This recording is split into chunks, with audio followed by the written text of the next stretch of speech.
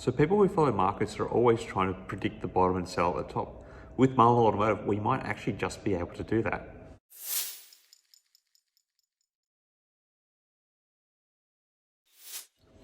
Hi again everyone, I hope you're all doing really well. So just another quick update on a thought I've had with Muln Automotive. Often when people buy stocks, they always want to buy in at the bottom and sell at a higher point. Well, you could make a strong argument that the recent reverse stock split means that we now actually know where the bottom for Muln Automotive is going to be. Because they're doing a 9-for-1 reverse stock split, currently the stock sits at 11 cents per share, and they need to keep it up above $1. 9-for-1, 11.1 cents would actually theoretically be the bottom. Because when you multiply it by 9, it gets to 99.9 cents, so round up to about $1. And when you factor in the fact that the business is going to also utilize the $25 million stock buyback to, act as an artificial price floor, we actually are that means we will actually be seeing the bottom price right now.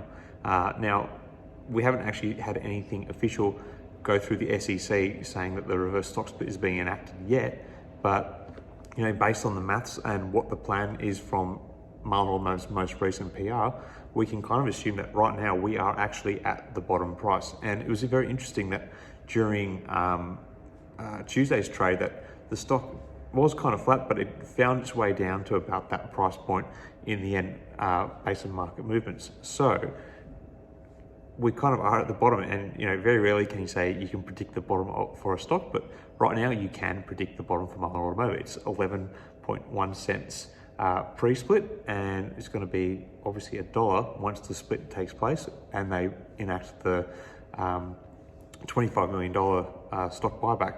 So there you go, that's the bottom. Now, how long will it be the bottom is another question, because you have to ask, how long will this $25 million last for, like absorbing people trying to sell the stock and push the price down? It obviously represents a significant amount of equity. It's over a third of the market cap, $25 million.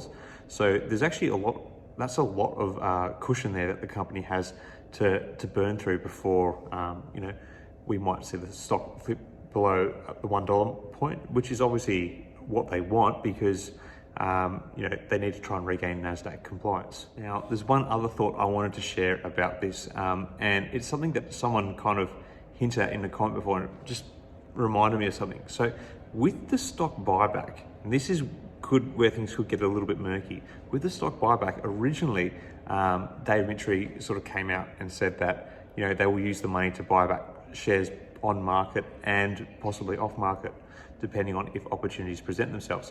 Now, if we're dealing off market, that's obviously not really good, because in terms of like what's been going on with the stock price and any manipulation, a lot of that's probably happening in those dark pool circles, those off market transactions. So if Dave Mitchell is buying stocks off market, this might actually have a negative effect on the stock in the longer run.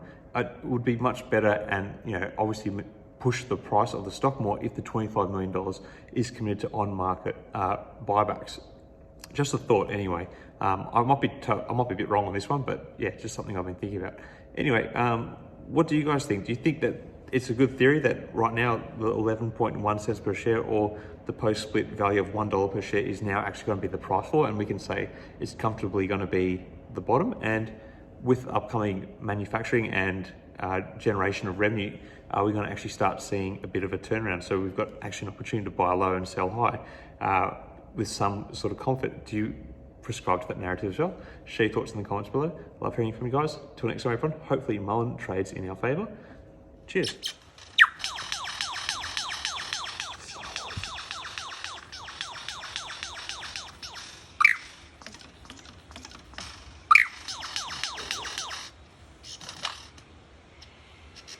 Funny. Yay, well done. Kookaburra sound. He's making a kookaburra sound.